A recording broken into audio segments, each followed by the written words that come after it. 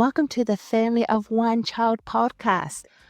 If you're ready for real stories, plenty of laughter, and parenting tips, you're in the right place. So let's dive into this adventure together. I'm so glad you're here with me today.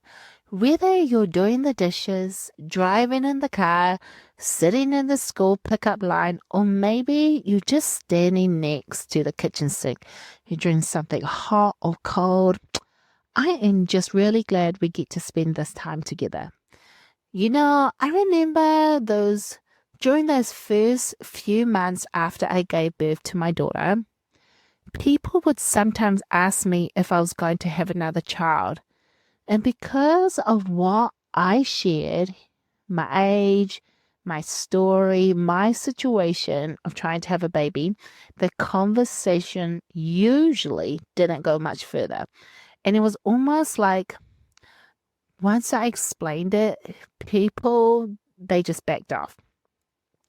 But I know for some of you listening, when people ask you, the responses may be different because your situation is not the same as mine.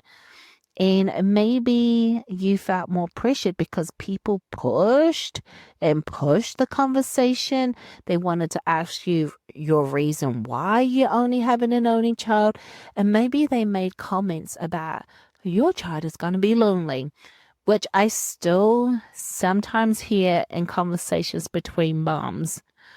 And maybe you've walked away feeling judged or second guessed.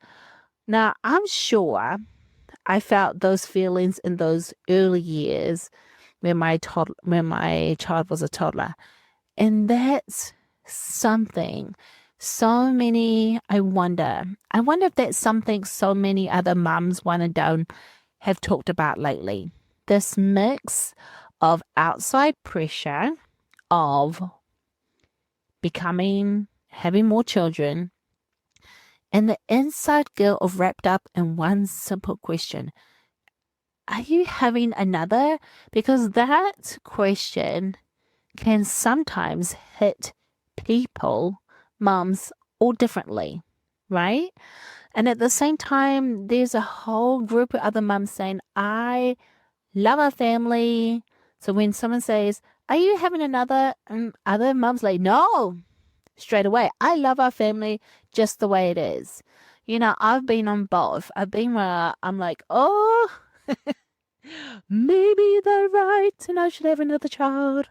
And then the others, now I'm like, you know, my family is perfect the way it is. So I've been there on both and I'm right here with you. And today we're talking about something that fits in your building your village. It's not the perfect social media version.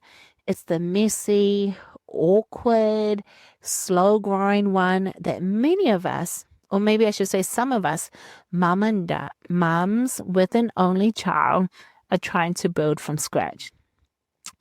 And I want to say this, have you ever walked into a room full of mums and you felt unseen?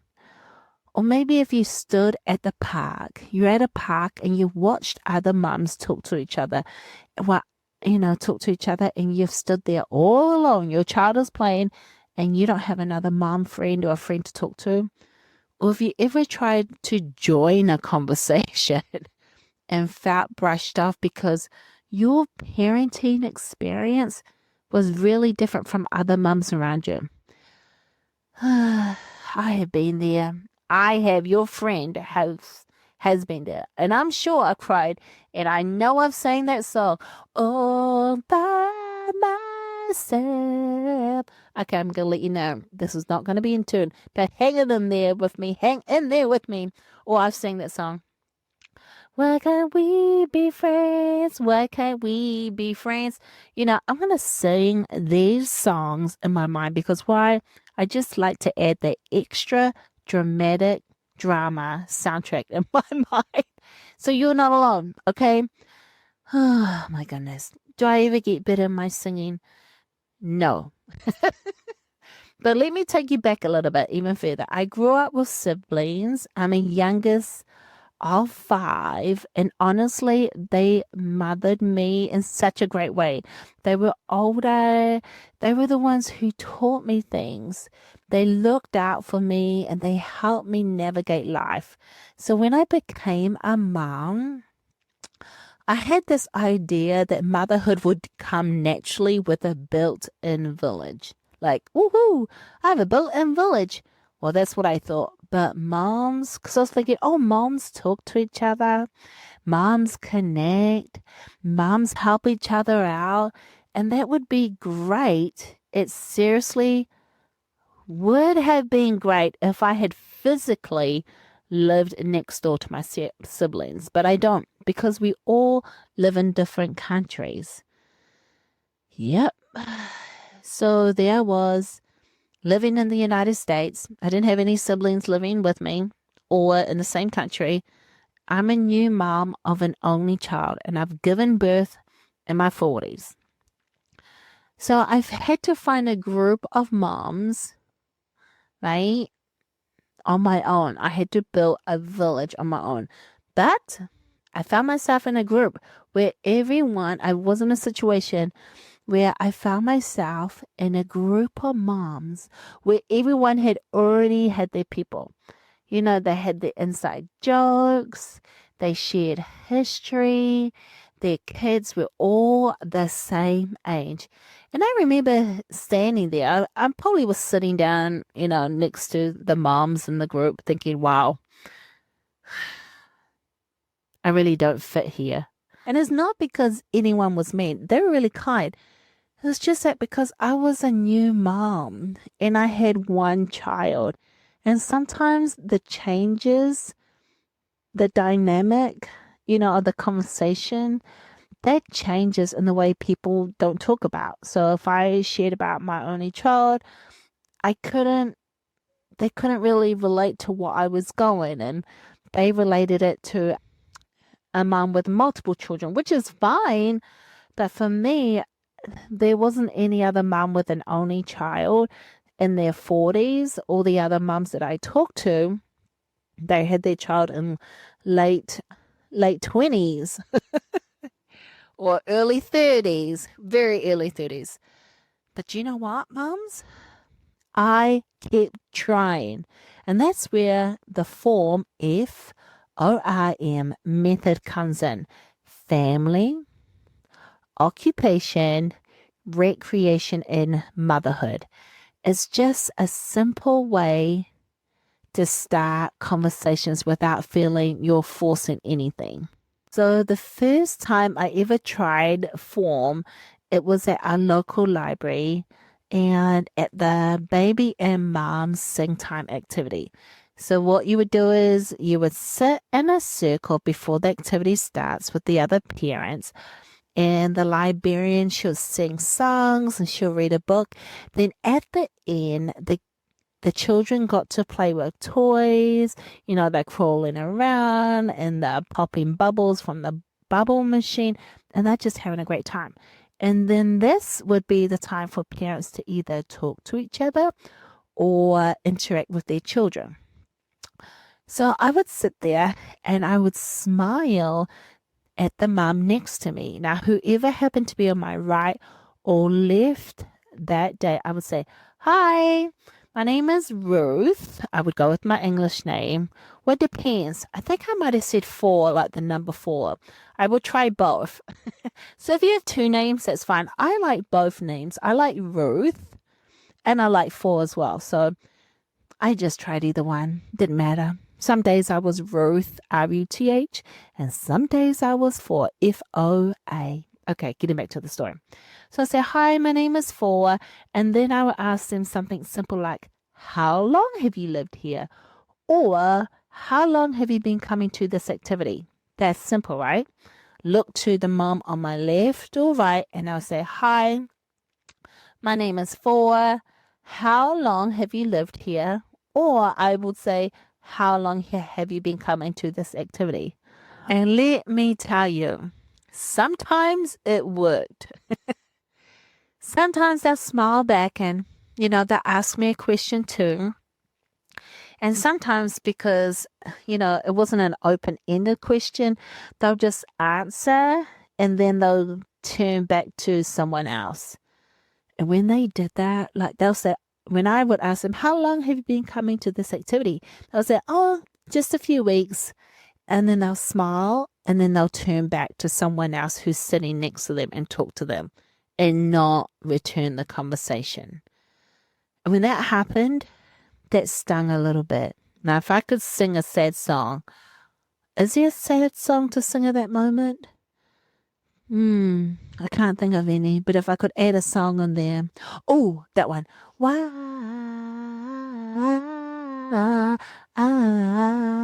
tell me why? Okay, you guys are probably thinking, we have no idea who's singing that song. But I tell you, I would have sang that song. Why? Tell me. Okay, but there were some activity times when, okay, just letting you know, when no one talked to me at all. Like, after the library time, like, seriously, no one will talk to me. No, except for the librarians, because, of course, they're very polite. Then after the library time, I'll pack up my diaper bag, buckle my happy child into a car seat, and think, okay, maybe next week I'll try. And I had to be okay with it. I had to learn that building a village or building a community takes time. And sometimes it's going to take awkwardness. And then sometimes it takes trying again and again and again, even when last week didn't go the way you hoped. Seriously. You would think that a lot of people like talking to me. Some days. But I just keep trying. I keep trying. But you know what keeps me going is because my daughter, she loved going to the library and she loved the songs and she loves the bubbles, she loves the toys, and she loved playing with the other kids. And she lit up every time we walked into that room. And so even on the days when I felt unseen, I really wanted another mom friend to talk to me. I went because my daughter loved it, and that was enough for me to step out of my comfort zone. And now she's 9. My daughter has friendships in all different little pockets of her life. She has school friends, she has neighbor friends, she has barn friends from her riding horses, she has church friends, she's forming her own little world, and I'm sure she's got imagination friends as well. She's got her own little village in her own way. And, I'm really proud of her the most is because we talk about different types of friendships. I explained to her, some friends are going to be close. Some are going to be acquaintances. And there are some for a season.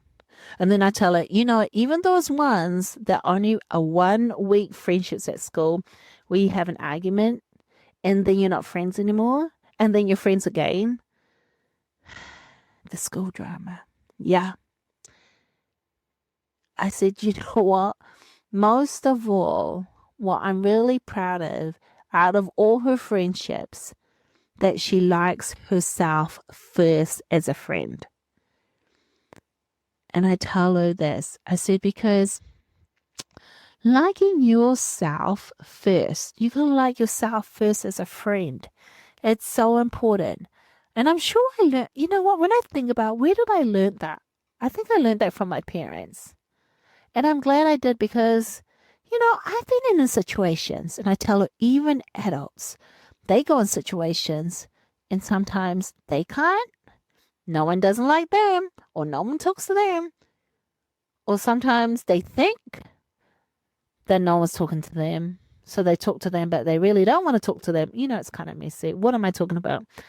I'm just letting her know, even adults have different types of friendships. But what is going to be the best, first and foremost, I tell her, like yourself as a friend. Okay, before we keep going or me keep singing on songs, adding on to this podcast, I want to pause and say hello to the listeners who tuned into the last episode. I appreciate you all very much. I see you in the stats, in the locations. So for those who tuned into the last episode from Singapore, woo-wee, hello, Mama, and from Sydney, New South Wales. I'm so glad that you are tuning in and hello into Springfield, Massachusetts. You are amazing, Mom. And I thank you for listening to me. And also from Concord, North Carolina. Thank you for taking the time. Wonderful. You're wonderful. And also from London, England. You are amazing, Mama. And from New Britain, Connecticut. Thank you so, Mama, for listening. All of you. Thank you for listening from all around the world. It really means so much to me. And if I didn't say your city today or country, it's only because I recorded this episode before you listen. But I will catch you in the next one. So if you listen to the last episode, I will catch you in the next one. Well, I wanted to talk to the mom who may be feeling lonely today. It's the mom who walked into that room and didn't get included. Or the mom who tried to share something about a child and no one followed up with a question and they just moved on to another mom's story. Or the mom who stood at the park and watched other moms talk to each other while she stood alone. Mom, if you're wondering if there's something wrong with you, no. Did you make the wrong decision? No. If I was sitting right next to you right now, I would tell you this. It does get better. Even though I'm still a parent with a 9-year-old. I know some of you that have older kids out there, an older child, and I'm sure you would be agreeing with me and saying, hang in there. You're not alone. You're not alone. I am here with you. Oh my goodness. Mom, seriously, you're not alone. Hang in there. Hang in there. Is there a hang in there song? No. But you're probably thinking, is there? You should probably send it to me. We know how you feel, and it does get better. A good friend of mine, or maybe my sibling, said, some days are better and some days are good. What matters the most is you are the best mom for your child. You are the best mom for your child. Not because you're perfect. It's not because you have it all together 100% all the time, but because God chose you for your child and your husband. God loves you and He sees you and He is with you in every room, every place you go, even in the places that you feel unseen. He sees you. And there are so many mums out there, I wonder, who feel exactly like you do this moment. I wonder, and I'm sure there is. So you're not alone and you're not the only one. You are amazing. You are a winner. You seriously are a winner. You're a beautiful mama and you are doing the best you can with the time that's given, with the resources that are given to you, that you have.